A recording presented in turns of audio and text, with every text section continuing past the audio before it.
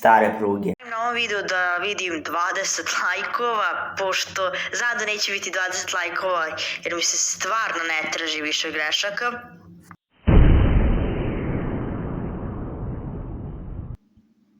Evo nas ponovo na Stare pruge kanalu. Ako se pitate šta je bilo ono na početku, pa to je nešto što mislim da bi trebalo da bude intro 90% youtubera na ovoj balkanskoj YouTube sceni. Danas pametujemo kao i uvek, pa kritikujemo druge i pretvaramo se da smo mi pametniji. Krenimo. U epizodi Odbor, kada su se Donald i Douglas približavali gomili snega, videli su lokomotivu koja je bila zatrpana u toj gomili snega. Iz ugla gledaoca nije se mogla videti koja je to lokomotiva. Međutim, kada su Donald i Douglas viknuli, to je Henry, odjednom deo gomile snega ko da je nestao i otkrio Henryjev pretpoznatljiv zadnji deo. Poprilično nelogično ako mene pitate. U epizodi Mavis u jednoj sceni, kada Mavis gura vagone, vidimo kako samo jedan vagon ima lice, dok ih ostali nemaju, iako se jasno vidi da se radi o istom modelu vagona. U epizodi Daisy, na srpskoj, ali i na engleskoj verziji, narator govori kako putnici žele da Daisy krene. Iako vidimo da se još nisu ni ukrcali, što je nelogično, jer zašto bi želeli da Daisy krene ako se nisu ukrcali? E sad, za ovu grešku jednostavno morate da pogledate epizodu.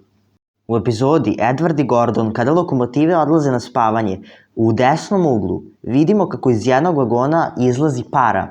Iako to nije primereno za vagone, već samo za lokomotive i to parne. Imaćete link dole u opisu od epizode, pa pogledajte je i obratite pažnju. Za kraj ostavio sam vam jedan zanimljiv komentar koji prikazuje greške u Tomas i drugari epizodama koje se dešavaju gotovo stalno. Pa da vam pročitam komentar. Veliki sam fan ovog crtanog filma, ali mi se u glavi vrti non stop jedno pitanje. Čemu služe vozači i kolika je autonomija koju lokomotive posjeduju?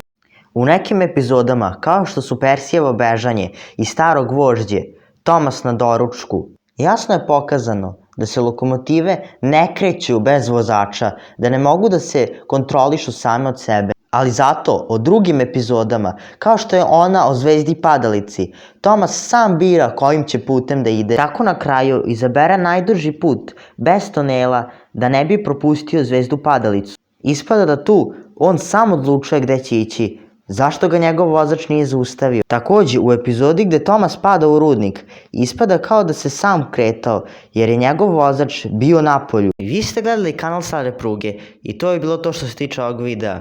Ja se nadam da vam se svidao. Prošli deo ovog videa je skupio 20 lajkova, iako to nisam želeo, tako da, eto, morao sam da snimam ovaj drugi deo, tako da ako želite treći deo, želim 30 lajkova, zato što sada sam siguran da neće biti 30 lajkova, zato što nam je kanal malo opao po gledanošću, iz razloga što nisam dugo snimao.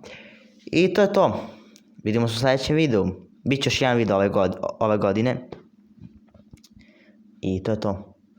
Pozdrav!